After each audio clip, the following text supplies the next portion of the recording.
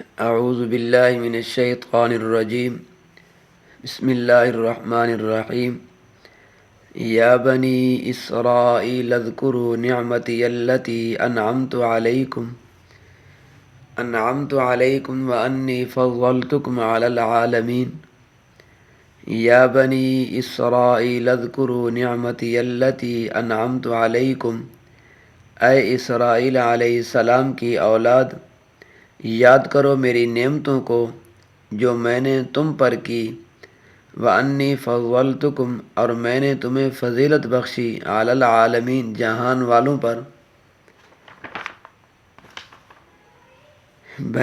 بنی اسرائیل کون تھے؟ اسرائیل حضرت یعقوب علیہ السلام کا لقب ہے، جس کا معنی عبداللہ ہے، اور اس کی تفصیل پہلے گزر چکی ہے۔ تو یا بنی اسرائیل کا معنی ہوگا یعقوب علیہ السلام کی اولاد۔ حضرت یعقوب علیہ السلام کے 12 بیٹے تھے۔ کتنی؟ 12 بیٹے تھے۔ ان کے ہاں کوئی بیٹی نہیں تھی۔ ان میں سے ایک حضرت یوسف علیہ السلام بھی تھے، جو اللہ تعالیٰ کے پیغمبر تھے۔ ہر بیٹے کی آگے نسل چلی اور وہ مستقل خاندان بنا اور اپنے باپ کی طرف نسبت سے مشہور ہوا۔ کوئی یوسفی کہلائے، کوئی بنیامینی، کوئی روبینی، اور کوئی یہودی کہلائے۔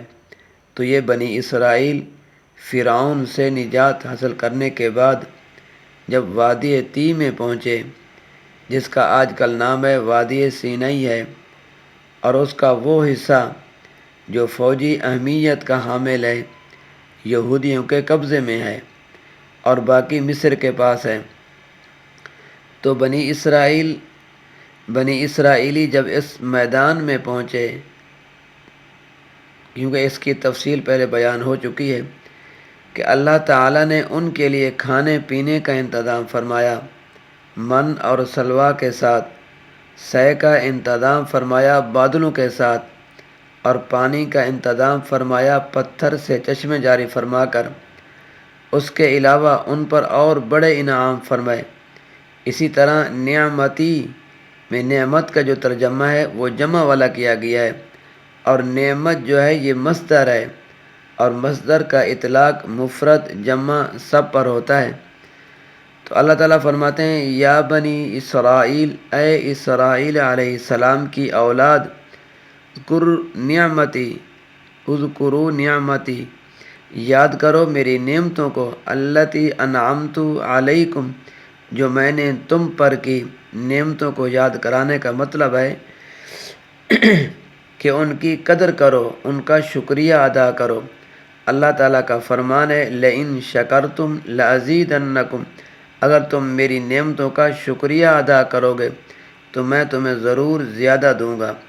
وَلَئِن كَفَرْتُمْ إِنَّ عَذَابِي لَشَدِيدٌ، اگر تم ناشکری کرو گے بے شک میرا عذاب بڑا سخت ہے۔ لہذا اللہ تعالیٰ کی نعمتوں کا شکریہ ادا کرو۔ فرمایا وَإِنِّي فَضَّلْتُكُمْ عَلَى الْعَالَمِينَ، اور میں نے تمہیں فضیلت بخشی جہان والوں پر۔ اس وقت دنیا میں جتنے لوگ موجود تھے، بنی اسرائیل کو ان سب پر فوقیت اور فضیلت حاصل تھی، ظاہری اعتبار سے بھی اور باطنی اعتبار سے بھی۔ ظاہری اعتبار سے اس طرح کہ اللہ تعالی نے ان کو بادشاہی عطا فرمائی۔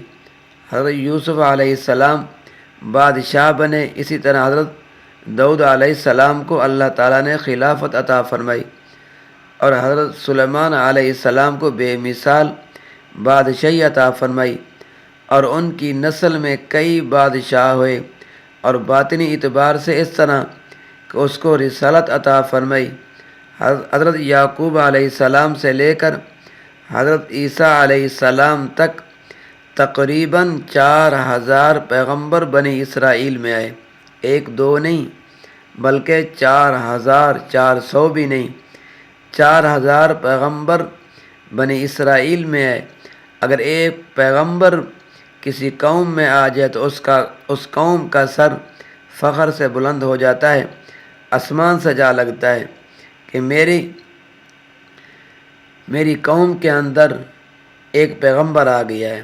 لہذا بنی اسرائیل کے اندر 4000 پیغمبر ہیں، تو کسی قوم میں 4000 پیغمبر آ جائیں، پھر 4 بڑی مشہور کتابوں میں سے 3 کتابیں بھی رب تعالیٰ نے ان کو دی، تورات موسیٰ علیہ السلام کو، اور زبور حضرت داؤد علیہ السلام کو، اور انجیل حضرت عیسیٰ علیہ السلام کو، تو اللہ تعالیٰ نے ان کو ظاہری اور باطنی ہر طرح کی نعمتوں سے مالا مال فرمایا۔